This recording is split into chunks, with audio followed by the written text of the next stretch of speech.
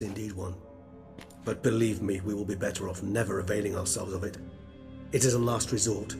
Absolutely. Last resort? The hell? Why? There is a being who can summon Detlef. Possesses the authority, even the power, to force him to appear in a given place. But the very act of contacting this being, well, it's akin to walking a slack line extended over a chasm filled with molten lava. An exercise as perilous to me as it would be to you.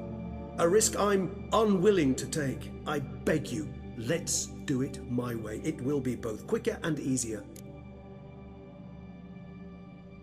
Covenarius spent half his life proving his theory. Wild guess. Making a dose of resonance won't be easy. You guessed correctly. In addition to Detlef's tissue, we shall need a powerful occipital lobe stimulant. Effectively a poison, to make one susceptible to visions. Well, got a few ingredients to choose from. Unfortunately, all are pretty rare. There's Mamoon glands, but closest ones I know of are in Vizima. A spotted white saliva would also serve, but they were cold to extinction over a century ago. Could go with a kobold's eyes, but the creatures are sentient. Rather not gouge one's eyes out. Given that we lack the time to sleuth this out ourselves, permit me to summon some help.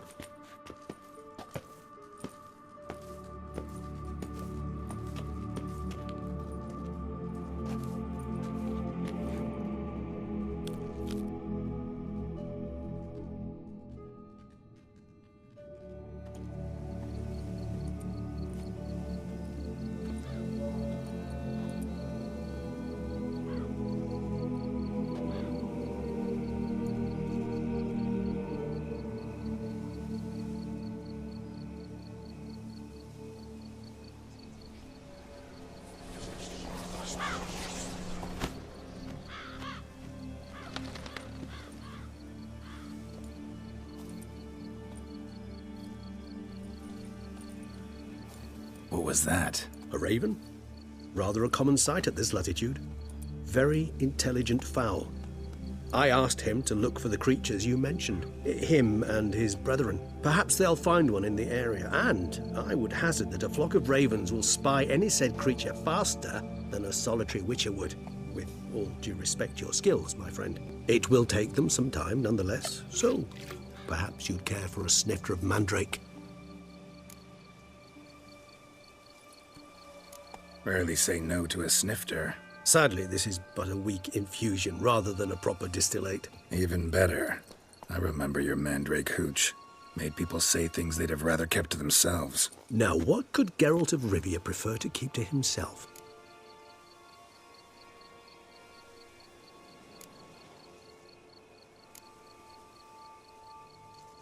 Everyone's got some secret. I agree wholeheartedly. I also believe it wise at times to share one's secrets, unburden oneself to those one can trust. This your sophisticated way of asking me if I trust you? I prefer almost always to ask indirectly. It seems a test of intelligence, one you just passed. Maybe you should go first. Reveal one of your secrets. After all, you vampires lead very interesting lives. Anything in particular interest you?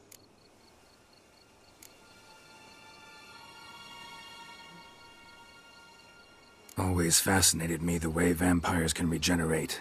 A hand growing back is one thing, but Detlef recreating you out of a wet smear? Something else entirely. A difficult and laborious process, but one that's possible, as my presence proves. But I've heard you too had quite the adventure. They say you lost your memory. For a bit, but Triss helped me get it back. Actually, pretty damn lucky I only had amnesia. Yes, you humans are rather buggered in those terms. To strip you of life is, well, it's just plain easy. I've always pitied you in that regard. We vampires are much harder nuts to crack. If a member of another race kills one of us, we can be reborn with a living higher vampire's help. However, if one of our own strikes the deadly blow, death is permanent. There can be no rebirth. One of the chief reasons why vampires long ago swore never to fight one another. Got a new life, a new body. That give you a new start? Blank slate? Starting all anew is a very broad concept. What exactly do you mean? Your blood addiction, say. Wondering if your body's the same, if it still remembers. Maybe if you drank now, you wouldn't get hooked. All addictions are a form of slavery. Re-addiction's not a risk I'm willing to take, just to test a hypothesis about corporeal regeneration and whether propensities carry over. Fair enough. Curiosity, that's all. Sorry. Not to worry, Geralt. Curiosity is a natural reaction under the circumstances, apart from which I've always valued that trait in you. Gotta ask you the big question. One everyone wonders about. What happens after death? You wish me to tell you if the human belief in the gods is well-founded? Well, that I do not know. We vampires differ exceedingly from you humans. Our matter, that of which we are composed, can exist without form. We require neither a heart, nor a brain, nor air to breathe. But were you dead? As humans understand death, yes. Feel anything? Understand anything? It's rather hard to explain. I felt something very unsettling. Something I cannot even name, for I did no reasoning. Only after rebirth did I begin to understand that what I had felt was cold and unimaginable fear. If not for Detlef, I might have drowned in an eternity of icy terror. Can't have been alive then. Sheesh, experience like that must be vicious. Indeed, it's hard to compare to anything I know. Yet you are aware we don't see death as you do. The way you cling to life, we find it entirely peculiar. You are mortals, ergo it's a foregone conclusion. You will die. It's but a question of time. Thus, I often find myself wondering why you try so very hard. To die at 20 years, 40, even 100, what's the difference? They're all but the blink of an eye. Depends on your point of view. Man who's got 1,000,000 crowns to spend can't possibly understand one who's only got 20. Very true. One's outlook can indeed change much.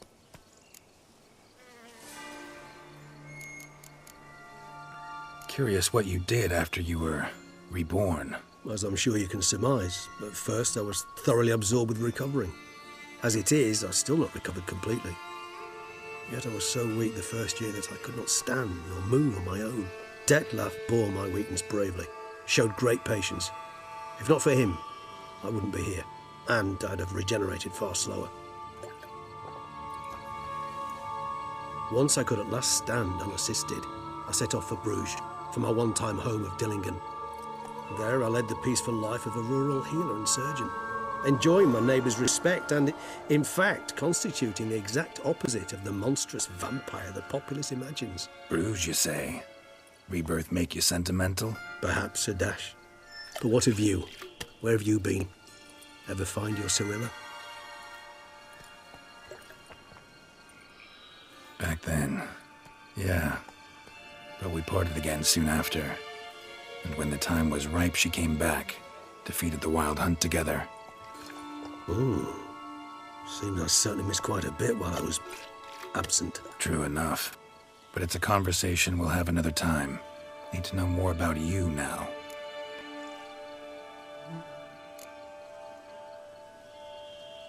All right, give you one question. What do you want to know? One question to ask one as fascinating as you, Geralt. Cruel parsimony, I'd say, but I shall do my best to make it count. If you were to die and be reborn as I was, in your new life, would you choose to be a witcher?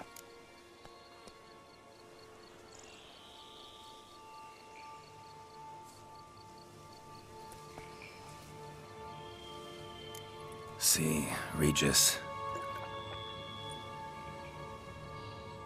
Doubt I'd know how to be anything else. Ever tried? See, you're determined to get an answer, to find out if I like being a witcher. Just refuse to ask directly, as always.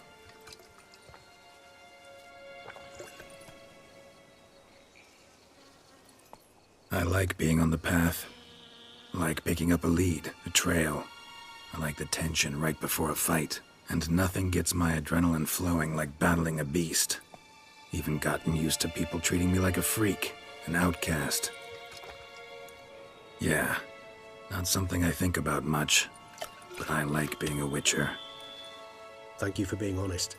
Honesty is an attribute of the truly brave, and thus a privilege of the very few. Still no sign of your winged friend. Sure it understood what you wanted? Dead certain. Let's wait a bit longer. It'll return soon, don't doubt that for a moment.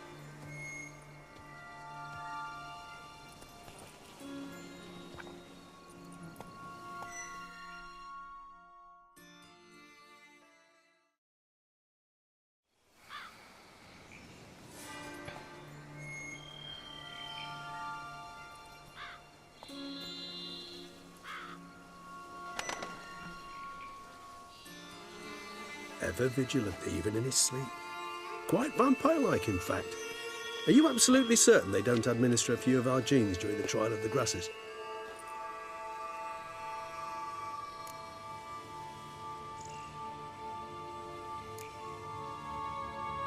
Appreciate the compliment.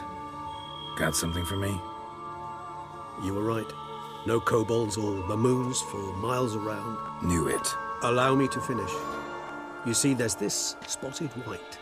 It haunts an abandoned residence in the Caraberta woods. Impossible. My brethren hunted down every last spotted white before I was born. Then it seems you must revise your knowledge of spotted whites. For somehow this one managed to survive your brethren's onslaught. It seems I know this home it haunts. Recall a tale about it. Locals believe the place cursed. Perhaps that's how the whites survived entirely unmolested. Whites rarely appear in the woods, even less likely to find them in abandoned human homes. They inhabit remote wildernesses, old abandoned cemeteries. What's your point? This might not be a spotted white after all. Your little helper might have made a mistake. I sincerely doubt it. Ravens are devilishly intelligent creatures, and they've highly developed observational skills. What exactly did they observe? The area around the estate, it's covered in spoons. Spoons? Spare me the skeptical smile. I'm but the bearer of this news. Or perhaps this spotted white is a hoarder. Or the spoons are somehow related to the curse.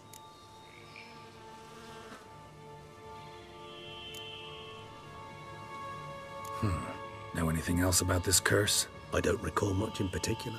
Really don't attach much importance to such things. It was mentioned to me as an anecdote, no more. Come on, search your memory. Something, anything could be important. I believe it had a relation to hunger, or, perhaps greed, rapacity. Someone was punished for something... Textbook definition of a curse, pretty much. Sorry, Geralt, I try not to clutter my mind with the details of every far-fetched tale I happen to hear. What are your thoughts? A specimen of a species thought long extinct, and a curse, in one place. That a coincidence, or are they related? Ah, professional curiosity. Personally, I've nothing against you delving into this dilemma, but please remember we need the white's saliva. Nothing beyond that.